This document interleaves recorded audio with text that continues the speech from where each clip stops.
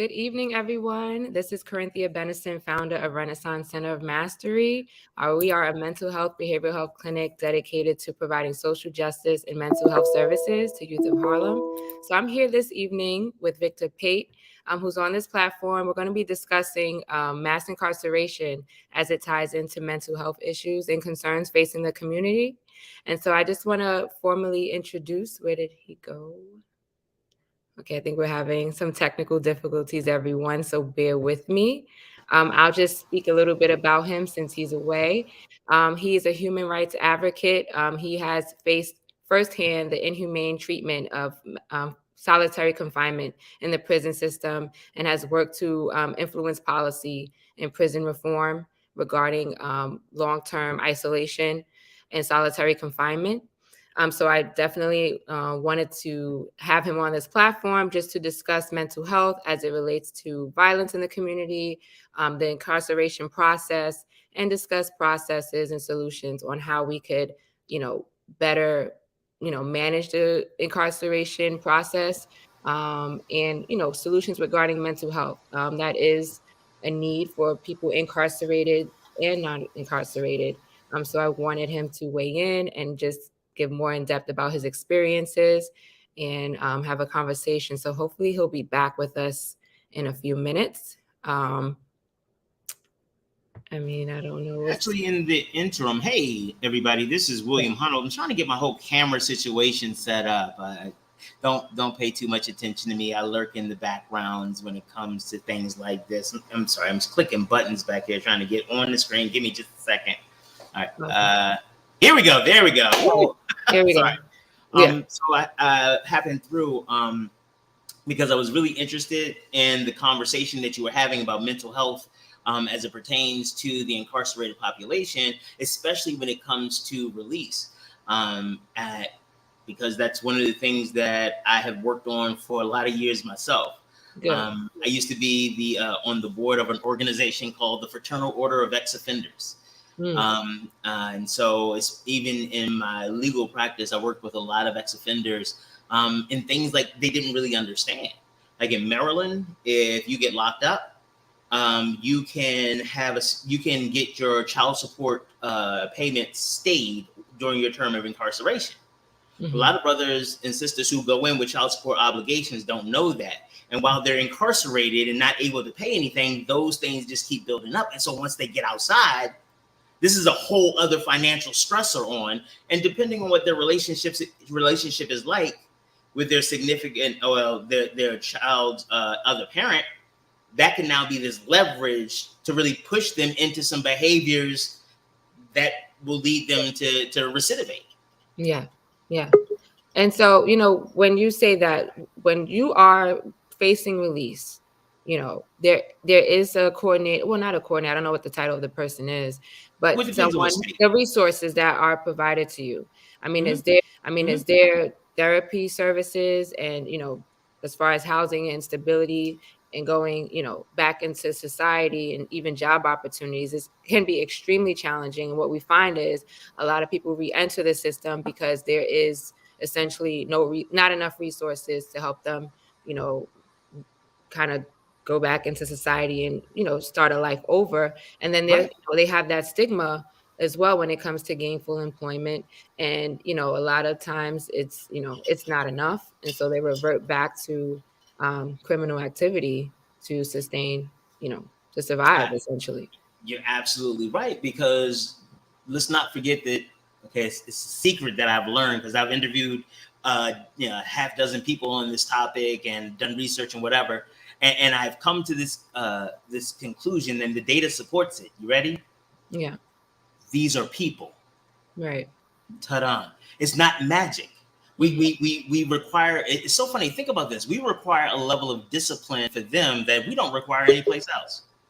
We require people who have been released for incarceration to be comfortable taking time and waiting patiently during the process and being okay taking stigma, to take all of the stuff that our society is heaping on them, and you need to be okay with it. Because remember that crime you committed, whenever you committed it, whether you committed it or not, right? Which is a whole other thing. Yep. And I think too, even sometimes people who go in and sometimes people's time served is very different. Some people Yes. have the support of family. Some people don't. Whether you get visitation, whether you don't. Those are all things I think mentally can weigh on a person's time Yeah, served in the prison system. But absolutely. I think things have gotten a better in a way where you are able to get a degree in prison now. You are able to learn some skills that can prepare you for the real world. Yeah. So I've The challenge isn't even what they're teaching them in prison. It's not even the skills development. It is what we do to them when they come back out. yeah. Because think about this. And we tend to think about these extreme examples, but let's use them. Three different sets. You have somebody who's been in for 6 months. Mm-hmm. What does that mean? That means that they are probably laid off of whatever job they were on. Yeah. They probably had, if they had any type of obligations, any type of bills or whatever, those bills have been piling up. And think about this, how funny it is, because think about just like a Planet Fitness membership. You got a $29.99 per month, every month. That's a bill coming out every month. Guess where you're not going? You in the yard. You ain't worried about Planet Fitness. But that's still, and it's those types of things. And these things negatively impact your credit. So 6 months of incarceration, you may have to spend 2 years trying to fix the stuff that happened. Rebound from that. Yep. And let's not forget, now you're back out. Who wants to hire you? Yeah. Because that's always the thing. And there are a lot of programs that won't allow you to live in certain public housing or get certain public benefits.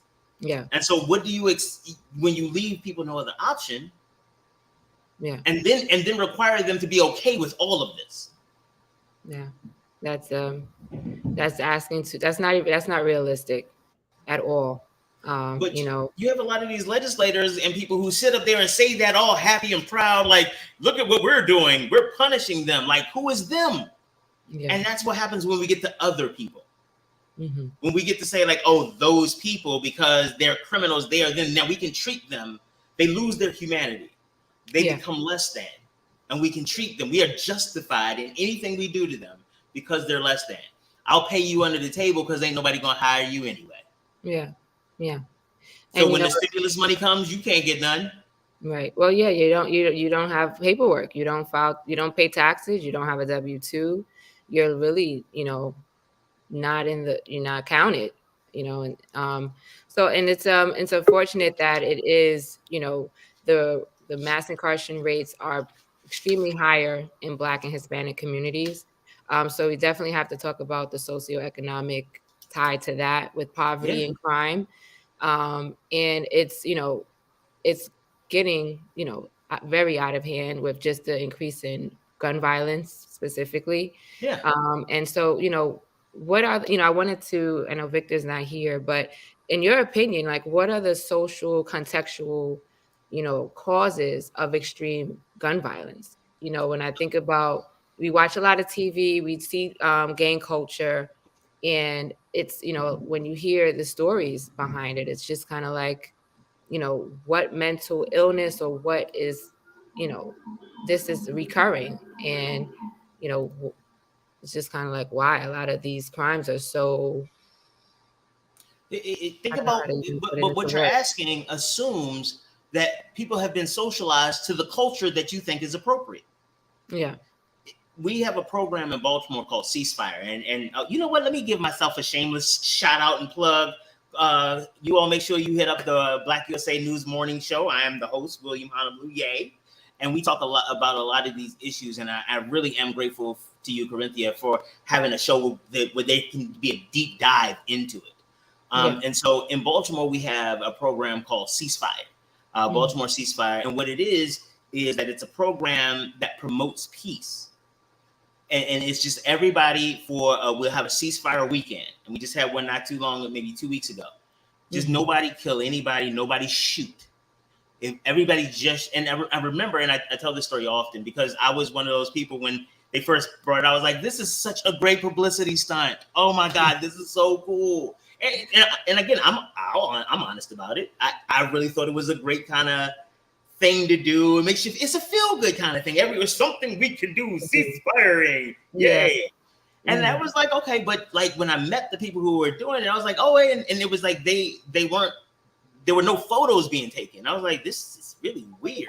And it was like these workshops in little bits of the community, just talking to people about how to be peaceful and whatever peace looks like for you. And it was like all of this stuff that didn't sound real photo-oppy. Like we're missing a lot of, and again, I gotta admit who I am, because I come from business. And so when I get brought into stuff is normally, how do we get this to spread? How do we get, so I came in with that kind of lens, and I'm like, oh, this is one of those do-gooder things. Okay, cool. Got it. This is feel good. Okay. And to watch them really, but over the month, I started going like, okay, yeah, no, that'd be really cool if that happened. And then the first hour, then 7 hours in, and I found myself actually watching the clock. Like somebody would post like 13 hours, nobody has been shot in Baltimore. And it's like, okay. And I think it was like after 32 hours. I think that's the last time I remember that. Yeah. And somebody got shot.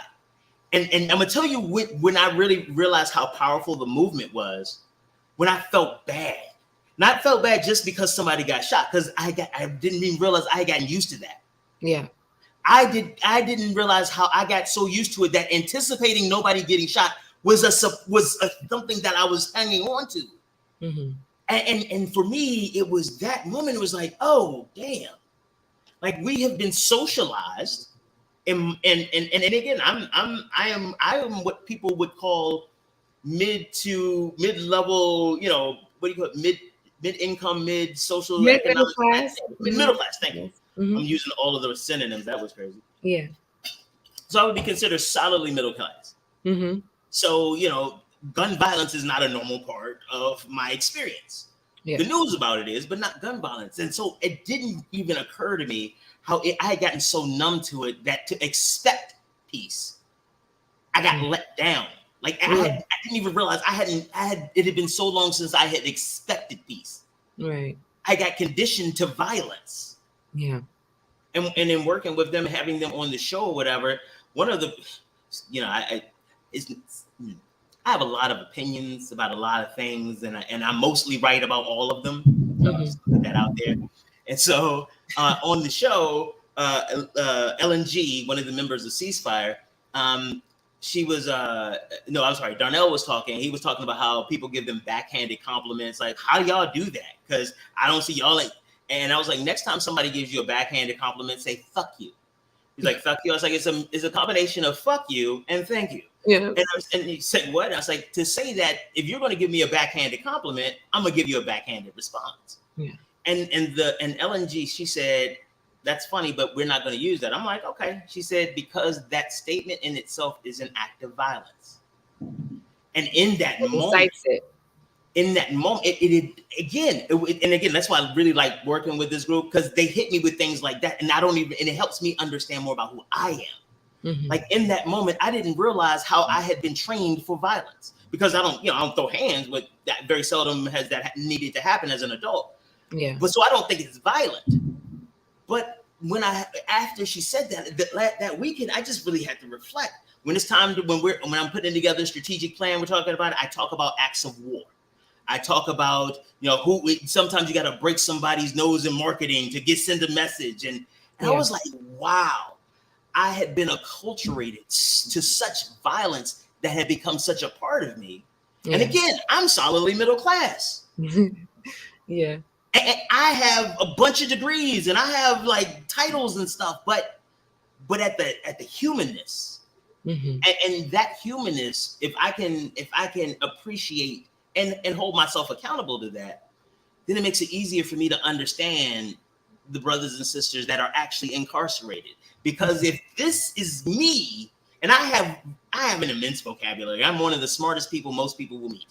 I only say I'm not the smartest because I don't know where your travels will take you. but so if I have these faculties, I have an amazing support system. Like when I tell you, my friends and family literally are God sent. I have all of this, and I still respond with that type of violence. What do we expect from somebody who has none of that? Or am I just? It could just be I'm totally left field, but. No. I think obviously, we use the term a product of your environment. And even for myself, I was not in the streets, not raised in the streets. My mama was not having it. And I'm not a street person at all. And even the environments that I was in, I went to public school, I went to Catholic school, I went to boarding school in New Hampshire, and I went to college in Delaware. So I was definitely, not around a lot in the city. I felt like I was a frequent visitor, literally. Just summers and, my winter breaks and spring break, I'm in Harlem, I'm home. But most of my years from, 14 to 22, so to speak, 21, 22, I was away. And, I think, again, for me, violence, and even I think culturally too, I think, I've always had that toughness in me, just probably like my background in sports and even having a big brother, you got to be tough and stuff.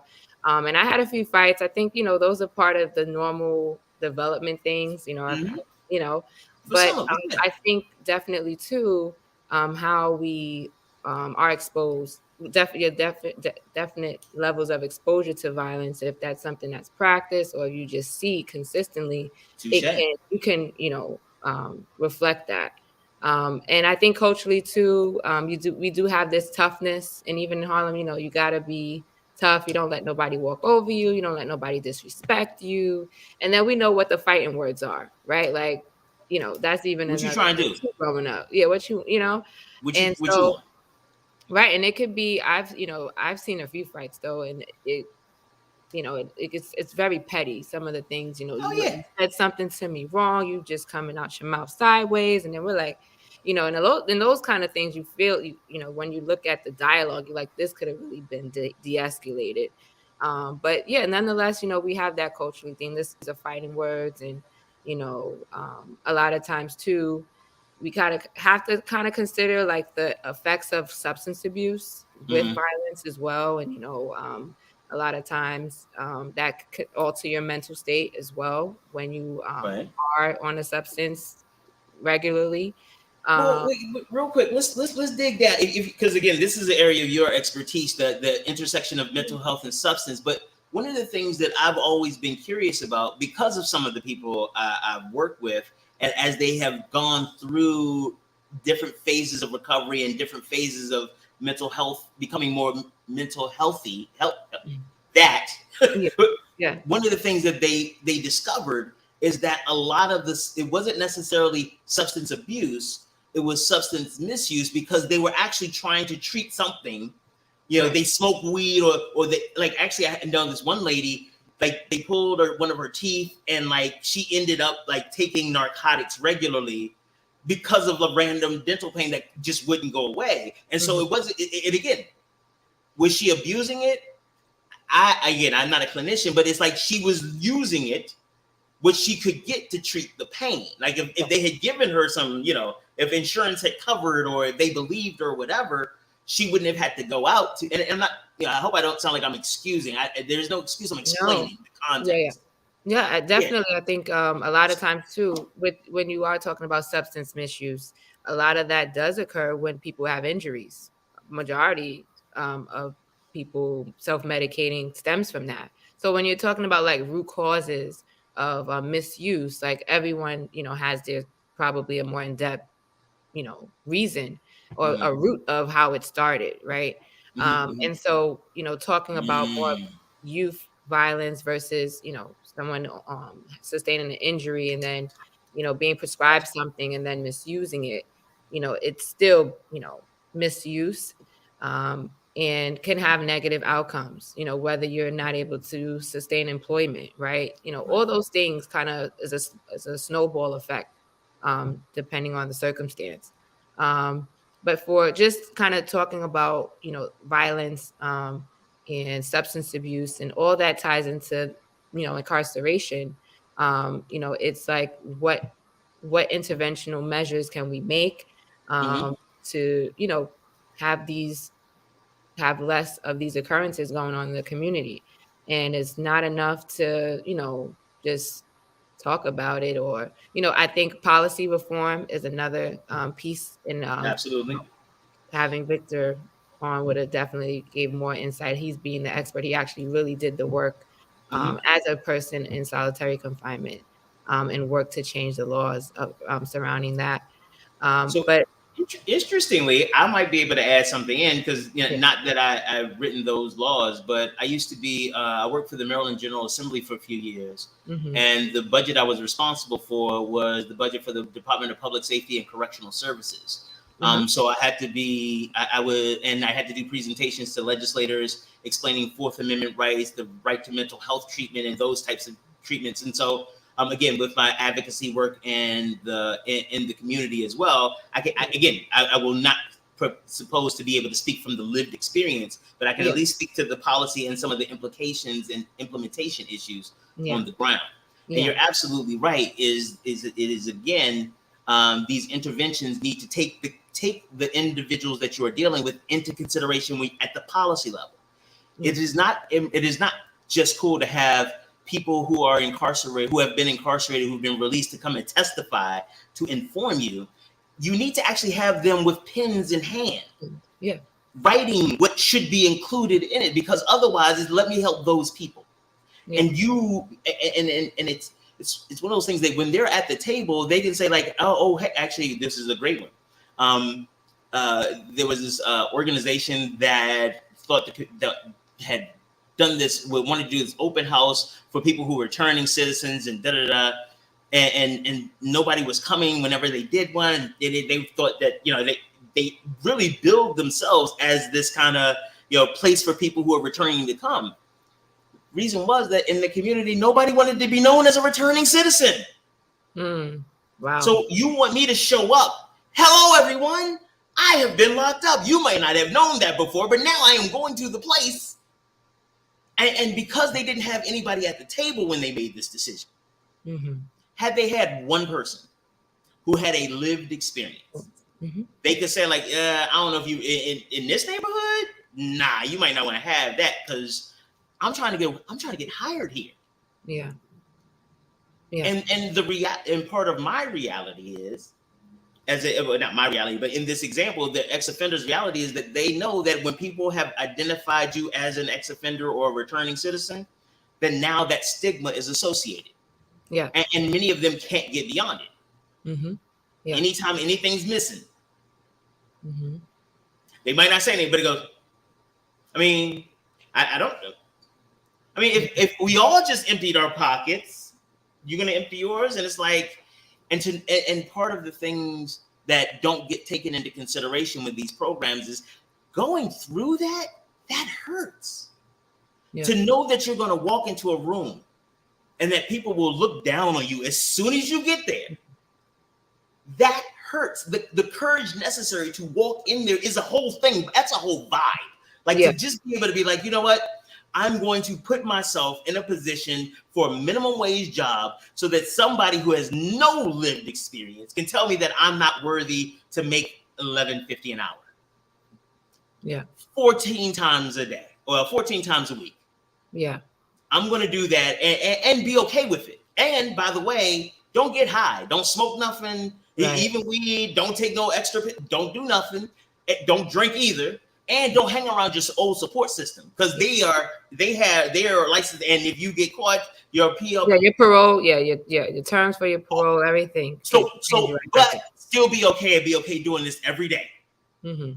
Yeah. Oh, and whatever health conditions you might have. Don't. Yeah, that's a whole lot. And look, whatever trauma you're coming out of prison that you've experienced, like you got to still even talk about the healing from the prison experience as well. If talking about solitary confinement, a lot of inhumane treatment, right? Whether you were, we can get raw with it, whether you were raped, whether you were jumped, whether you had to, and here's the other part. Whether you had to or you had to jump somebody. You have to do to survive in there. Right. And to have that still, something that you have to heal from, that you don't talk about, that you internalize, because sometimes too what you do in jail, you leave in jail, or that's what you try to do. It's a trauma response. It's a And trauma. it's a trauma Not response just a trauma trigger. response. It's a survival instinct. Yeah. Because the reality is, one of the things that is I've seen happen, or at least on one occasion, is a woman found out that her significant other had been raped in prison and left him. Wow. I mean, that by itself, like, what do you do with that? Yeah. On so many different levels. Like you're raped. That was disclosed without your authorization. Like, all of these things. And don't forget, you got to be at that interview at 9:00 tomorrow morning to get that. This job pays $14.50, so make sure you're on time. Yeah. And it's snowing, so make sure you put on your galoshes and leave the house an extra hour early because it's going to be buses. Yeah. And then don't bring up your personal life at work. Don't nobody care about that. You are so lucky to have a job. Yeah. Yeah, I think that's definitely a huge problem. And it's like, how do you hold employers accountable, right? A lot of them have certain programs, and like those jobs that are definitely entry level, appropriated to a certain percentage of people who are, reentry or formerly incarcerated. And what type of employees are doing that, and how many aren't, right? And it's like, what can we do? And like, you have to probably blow the whistle too. Like, some of these companies may be discriminating on applicants as well. A lot of here's the thing, depending. So make sure. I'm sorry. The discrimination piece is a big one. Make sure wherever you are, because I know you're in New York, I'm in Maryland, and we got people in LA or whatever watching. Make sure you check with the laws of your state, because some of them have made discrimination because of incarceration or the way they ask the questions illegal. So because that was a really great point about the discrimination piece, because a lot of times what happens is that a lot of brothers and sisters don't even know the rights they have. Some of them have gotten the right to restore to vote in some of their areas, and they don't even know that. So I'm saying, make sure, if nothing else, Corinthia is absolutely right. They may be actively discriminating against you, so find out what the laws are in your state. Sorry, I'm sorry, but that was I didn't want to miss that, because I want to make sure they're empowered, not just blaming people. Like, if they're discriminating against you, follow the law. Shit, the law got you locked up. Yeah, it's true. It's so true. And, just a lot of those resources that need to be accessible, because sometimes, depending on the length of time that you've done, you've missed. Society is moving so fast. So fast. The way the job market is now, if you got locked up 20 years ago and you're coming out, it's like you've missed a lot. And, sometimes you really need like a therapist. You definitely need a counselor, a mental health therapist to help you matriculate back into society. And even sometimes too, just realizing that you're free. I think that could be a mental block for a lot of people. You've really been institutionalized. Yes. And, I think that is something that people definitely have to look at their behaviors, even when they come out. And how they're coping and what support system they have. And if you don't have support, you're really going on an uphill battle to really fight, not, going back in. And then sometimes too, some people give up. It's just like, look, I'd rather have 3 square meals and a shelter. We talk about homelessness. We talk about just survival. It's kind of like, at least I knew I was getting 3 square meals and a bed to sleep in every day, and sometimes too, that is the negative effects of a society not helping people re-enter the society. So it's like a whole lot. It's a whole lot to really like. It absolutely is. One of the big things that questions you asked earlier was about how do we hold employers accountable. It's so funny. When I was working in small business advocacy in Baltimore, I would go to these large institutions and tell them what they needed to do for small and minority and women-owned businesses and how they needed to be more patient and da-da-da. Until one of them hit me up in the meeting. He was like, okay, so tell us how you do it in your business or in the organization you work for. I was like, I mean, we're smaller and we don't have a, and I was like, oh, damn. And so when you talk about holding people accountable, my first thing is model the behavior. So making sure, like, I know for you, like you, because of your sensitivity and your understanding about mental health and the intersection and community, you have an open policy about people's background and stuff like that for employees and things. But if you are an advocate and you have not ever considered hiring somebody for a real job, not that I feel good because I got Tyrone a place in the mail room or on the janitorial, not that. But if you are not inviting people to your social or your civic or your religious events who have histories of incarceration, then you're part of the problem. Real talk. Mm-hmm. If you want to know what those companies can do, because I was so embarrassed and incredibly grateful for the man who asked me that question. Because I'm out here talking what y'all need to do, and I'm good at talking. And I had all my facts and PowerPoints and everything, and that question shut me. I've never been shut down like that before. Yeah. Never. I always got a background answer for something, but all I had was mealy mouth because he was absolutely right. It's so hard. I was so busy trying to make sure they were doing it, and you and y'all big companies and y'all history of repression and redlining, and it was a perfect stomping ground. But what does that Bible say? Talk about the splinter in your eye and don't pay attention to the log in mine. Okay. Yeah. But I think the other side of it too is and it still doesn't justify. A lot of companies look at the liability, right? Depending on the crime, depending on a lot, it could just, I think they just dismiss. The issue is that a lot of companies don't actually have a policy. That's the problem. It is whoever happens to be sitting in HR who thinks that this is a crime that is worthy or unworthy or like there's no, and that's part of the problem because we don't talk about it.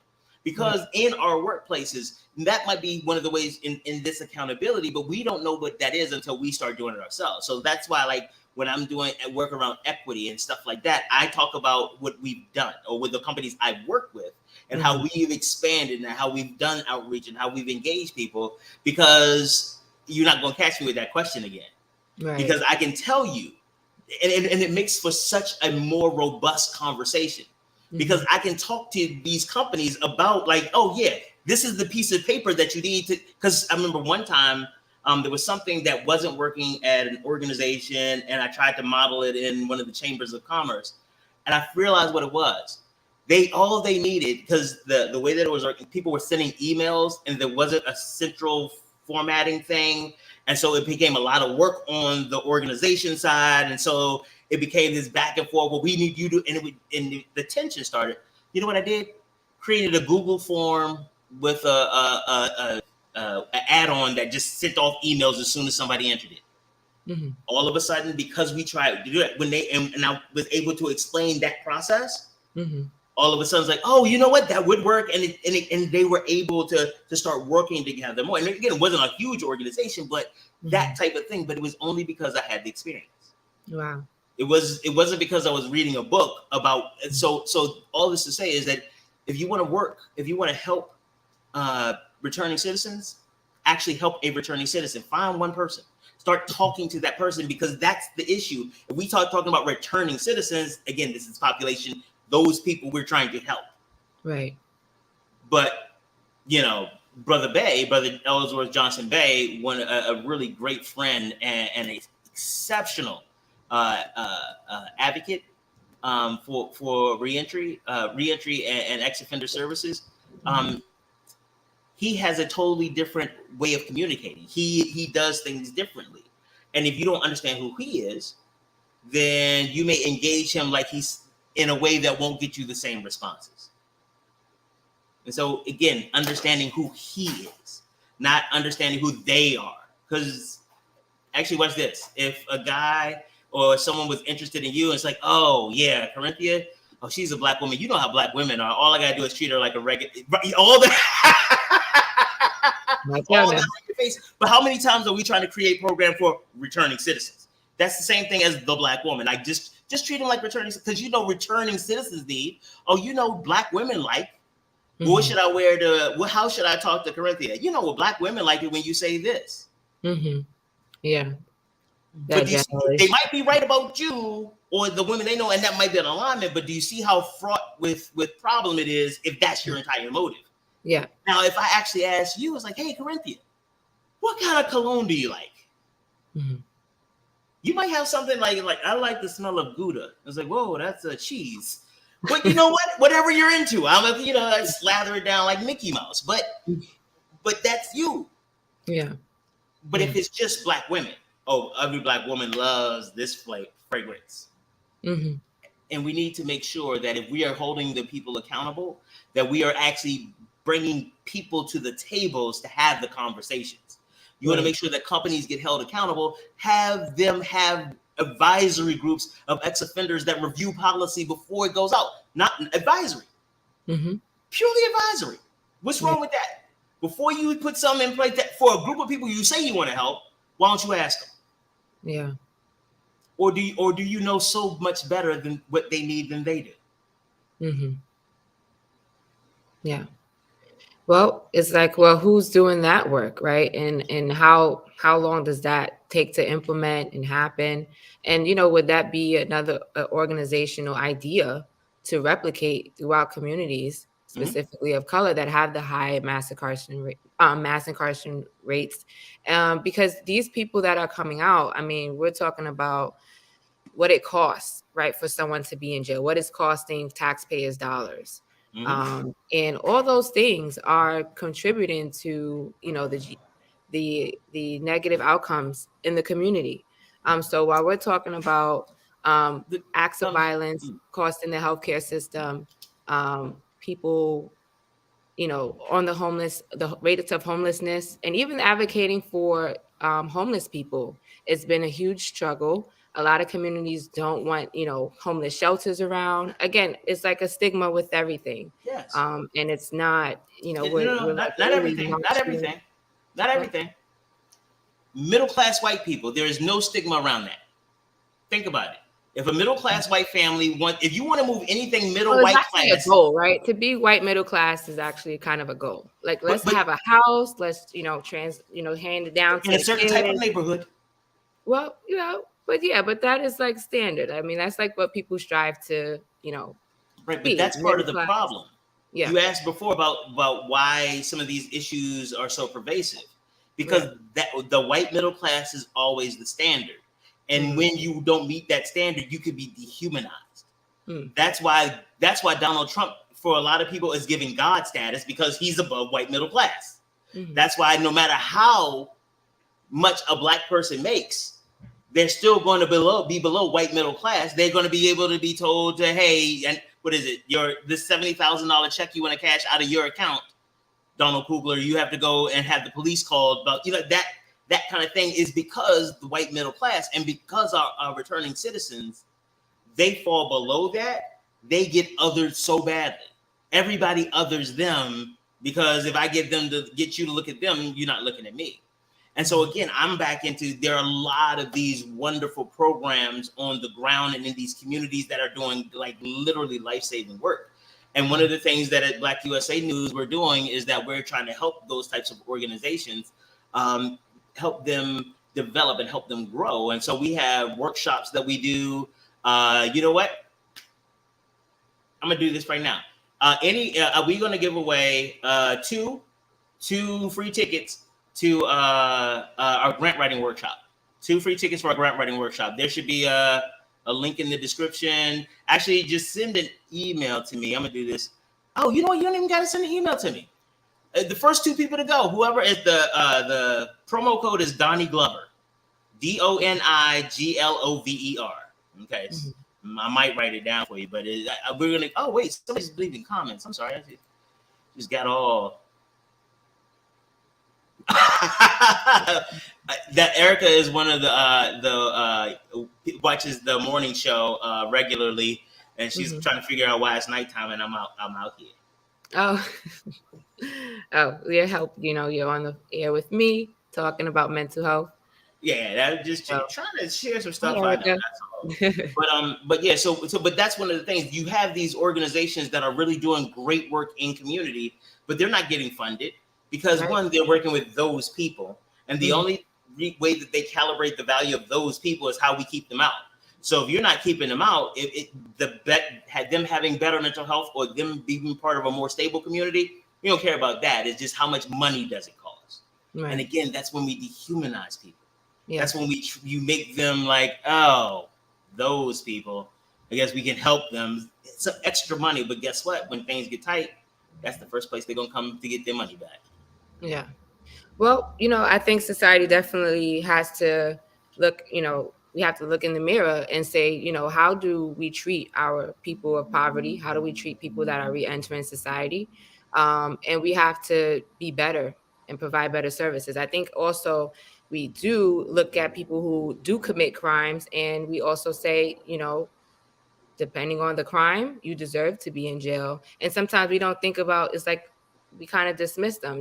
Maybe you don't Mhm. deserve a second chance. Maybe what you did, you know, is you'll just we don't want you here, right? For employers. And so I think even when you talk about sexual offenders, you're Mhm. talking about violent crimes, you're most more likely to be discriminated against versus, maybe a Actually, marijuana offense or no. That um, the interesting part is that across the board, the problem is that there is no more. There's no more or less. The issue is that across the board, it is mhm. the discrimination. It is there when people see, one of the places that idea comes from is when you know more about incarcerated individuals and you understand the gradient and you understand the different things, you can understand why. But the reality is that the lady in HR, Mhm. she got locked up. Your one of your addresses was a prison location. No, thank you. I Okay. mean, and Yeah, I've the had to person have in conversations. HR, right? Who's the bias? Who's actually making the pool of applicants, right? If that person is biased or discriminatory, and then you say that that organization has no policy regarding what their, quota is or what they try to be, if they're trying to be diverse and have equity and inclusion, then you're right. That person has no shot, Well, not just of that, but even getting sometimes in. is that sometimes the businesses are barely able to do business. Yeah. Like again, a lot of the clients I tend to work with are smaller companies. Yeah, like small businesses, less than 50 employees. Mhm. But some of my mid-sized companies, they still are struggling. Like the HR person is one of the people that started the company with, and they took over HR to begin with, and just kept going to conferences, and now that's what they do.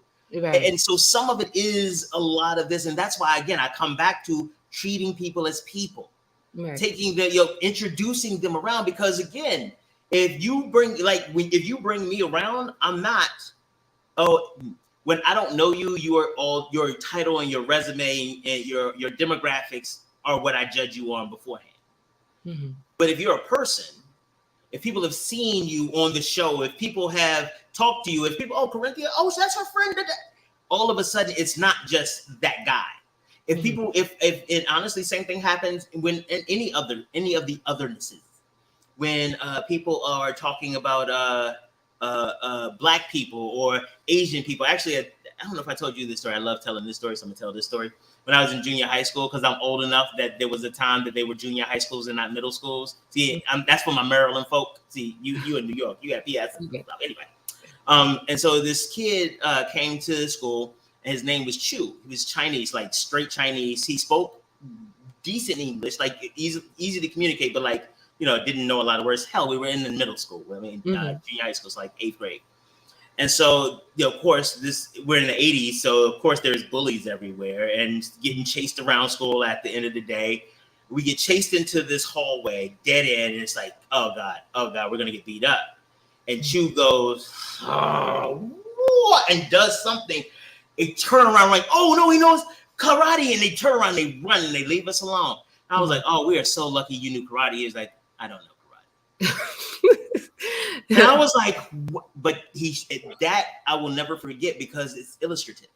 Mhm. No matter what you actually, and I guess this goes in the opposite direction for a lot of returning citizens. Doesn't matter that they could have just easily whooped both our asses. The fact that he looked like somebody, right? They went. They like literally ran away from us. Same thing when it comes with just because what you have a criminal record, you were locked up. People run away, and once they now granted, oh wow, this actually does work really well, but not the hero. Once they did get to know us and realized Chu couldn't fight, we did get our asses whooped. But well, let's talk on a better outcome for. No, but the opposite, because remember we're on opposite side, but that actually works better for the returning citizen in this example. Because remember, initially they thought Chu could fight and he couldn't. For the returning citizen, they think he will still, or she will kill somebody at the job, and they won't. Right, and then the other flip side of that story, if you want to continue to a positive solution for employees to not think about, is that person could be your hardest working employee. That person could be outperforming the person who you thought, would be better. So like that is the test right there. That is the, to be. Oh, and don't be a douche if you do hire them. And what I mean by don't be a douche is don't treat them like you're doing them a favor. Like and honestly, real talk, if you are feeling like you're doing them a favor, and if you ever make it seem like that, you may not be in a good position to provide this type of support. You're not supportive. You are like everybody else, and I want to be clear about that, because you are still not treating them like a person. You're treating them like a stray you found. Like, oh, look at my kitty, look at, and just like that, if that cat bites you, all of a sudden they're to the ASPCA, and these are people. Yeah, I think that is another part of like even training in the workforce, because what happens is too, and I've worked for different employees, and you kind of gossip, or you talk about, oh well, this person, and you find out they're were incarcerated, and it could be another stigma in the workplace that makes that person feel even more uncomfortable. So I think that we have to talk about culturally sensitivity training for that as well. Because sometimes too, that could be a trigger for someone who doesn't have access to mental health, who maybe, got an opportunity, wants to move forward, but here in this new, opportunity, they're still facing discrimination amongst peers, amongst their management or of the such. So I think definitely from a workplace perspective, you definitely have to do more cultural sensitivity training as well. Yeah, for the society. And you have to hold the person in HR accountable. I think too, it's not just checking a box and saying we have, we hired this percentage of reentry, formerly incarcerated people, but really do the research on it and see the people that you have brought on, what have they gone on to do? What have, are you continuing, providing opportunities? And I'm gonna have to give you some pushback on that. You hire one person and that's it. Because the issue is, some of the issue is, and the businesses will always come back and say, so who's going to pay for this? And depending on what size the business is, let's never ever pretend two things. One, that our communities look the way they are by design. This is not an accident. The outcomes we are experiencing are not because of what we've done. It is in spite of what we've done. We have literally, we created an entire hymnal, entire hymn about we shall overcome. Like, it became a whole thing, and we keep overcoming, and they keep moving the goal line. They keep taking like all of the things. So we putting the onus. This is a social issue. Putting the onus this isn't a company issue, because these are people, and that's why I'm saying we get back down to the individual humanist. Because as a small business owner, what it sounds like is you want me to basically redesign my business around ex-offenders or reentry. And that's not what we're asking, but they can't hear it because of their lived experience. Now, could I ask you, are there certain industries that should be more inclined to do that than others? I think that while the focus is on industry, I think, and this is my opinion and my absolute bias. Anybody that know me know what's about to be. I think people would have a bias about what industries or what.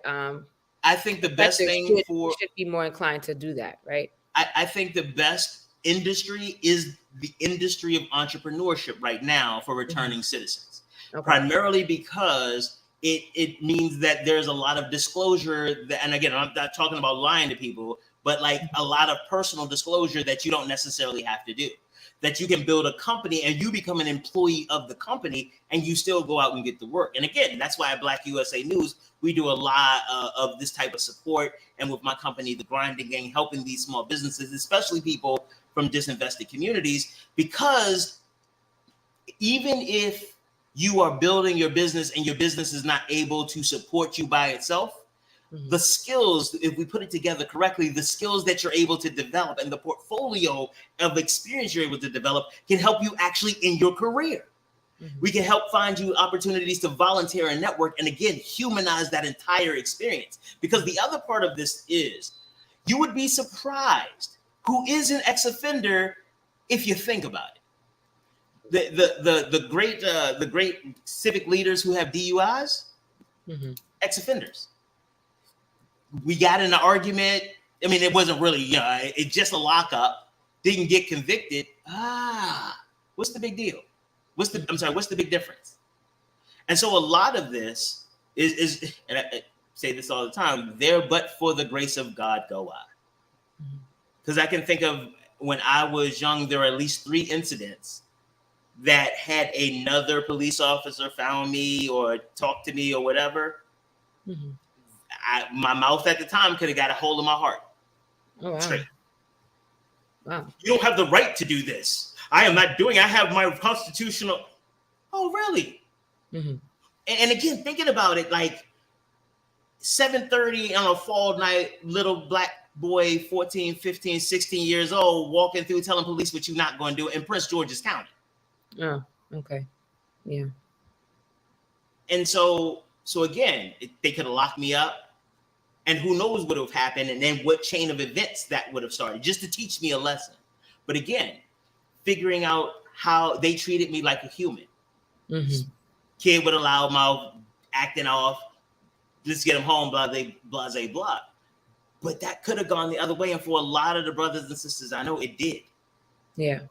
And something that small developmentally could have just shifted the trajectory either way. And if we remember that these are people, then it makes it a lot easier to try to help people than those people.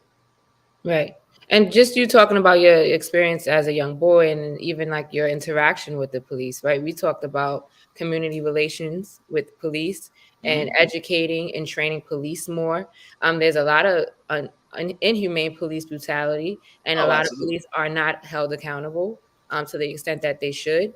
So these are all things that really just speak to mental health, speak to the problems with, building better relationships with the community and the police. And we still have a ton of work to do with that. It's never going to be over, especially because the police were started specifically for Black communities. There was a difference between the sheriffs who were constables and stuff like that. The modern police force were based off the slave catchers. Like the groups of organized slave catchers that were deputized in the South. That is what the modern police are designed around. And again, like I said, that what we are experiencing is not. We are trying to say the fact that these brothers and sisters are in jail is what's supposed to happen in the system. The system is set up for this to happen. And we blame the individual company, the individual person. It's not the individual. It is designed like this. And until we get the voices with power in rooms with pens, none of the rest. We are going to continue to try to save as many as we can, but the system will continue to make more, and they have way more resources. Yep. It is about coming in and holding people accountable. It is about holding our politicians accountable. It is not letting them lie to us and try to pretend that it's okay. It is asking questions like, why do we have so much money? Like literally, the biggest enemy we've been trying to stave off for the last half century is getting their asses whooped by a small place that's borrowing weapons from us. So what is all this military spending for? And why is it? What did it say? We have like 7% of the world's population, but 25% of the incarcerated individuals on the planet. Yeah, because it makes too much money. Slavery was too beneficial to our system, and now instead of overseers, we call them correctional officers. I have some great friends who are correctional officers, but they are no more different than the overseers of before. They're just better. They're rules. We have good masters now. And there's so much money that it is an incredible transfer of wealth. Like I said, I used to work on the budgets for this. Yeah. We were dropping hundreds of millions on medical care alone, and it was still subpar. And the thing is, not saying that they needed better medical care, but why did we have them incarcerated to begin with? Because it made people money. Right. Because no matter how much money they said they were losing, their share prices kept going up. Interesting. Yeah, the privatization of jails. Right. And so this is the thing. It's like all of this stuff. It is not, it is overwhelming. And each one of us comes at it with our own point. But making sure that as we are taking care of our own pieces, we recognize that we all got it. We can't go like some people go like with politics. Like if you're pro-life, you'll follow anything so long as it's pro-life. Or if you're pro-gun, you'll follow anybody who's pro-gun. We can't be like that with this policy. We need to make stuff that makes sense. Yeah, I definitely agree. And so when you say stuff that makes sense, what is really practical? Not practical. Because the people in charge define what practicality is by saying these are the resources. We need to start on what do we need to do, and we need to ask returning citizens what we need to do. It's like because we have taken as a society, we have taken their power and their freedom, and we've also taken their voice. And then as they are dehumanized and all of the images of them in prison, these animals, they look like animals. They're always bulking up. They're always fighting and savage. They don't talk about the ones who are studying, the artists in there. No. That's not entertaining. Yeah, you only get the riots and the. And so we are orientated that these are animals. I mean, hell, you listen to some of these. What was it? What were we in the 90s? Super predators, I believe we were called. And so that was by Joe Biden and Hillary Clinton, like dog. That was with the drugs and the violence. But you see what I'm saying? So this dehumanization is the problem. And we all need to recognize that if you're not bringing them to church with you or to the cookout or when there's a real job opening, sending it to people, then you're part of the problem. You're doing performance. You're doing like, look at me, I'm so wonderful. And that's mighty white of you. Very colonizing. Wow. Yeah. Wow. We talked about a whole gamut here. It's so funny. I was planning just to listen in on this to hear what Victor had to say, but then it's like, wait, I get to talk. I get to talk again. We're probably gonna have to have him back next week, right? So we could expound on his perspective, what he's gone through, what he's actually done to implement policy. That's where the change really starts. When you are reforming, amending, changing things that are in place to keep us down. So I definitely want, I'm going to invite him back next week if he would come on and have the time to expound on this conversation. But, definitely thank you for weighing in. Thank you for everyone who listened in. And also want to hopefully have William Palmer, who's another guest as well. I mean, and maybe you could do a panel discussion. So I'm looking forward to, continuing this conversation surrounding mass incarceration, mental health, and talking about solutions and advocacy for these people who need a voice, who need resources, and for the community to help lift them up and re-enter society. So thank you all for listening this evening. I'm Corinthia Benison, founder of Renaissance Center of Mastery. William Honeyblue, thank you for joining me. Please follow us on rcmxsocialjustice.com. Our Instagram is rcmxsocialjustice.com, and so is Facebook. And I will be back next week, same time, same place. Thank you all for listening, and you have a great night. Bye. Bye.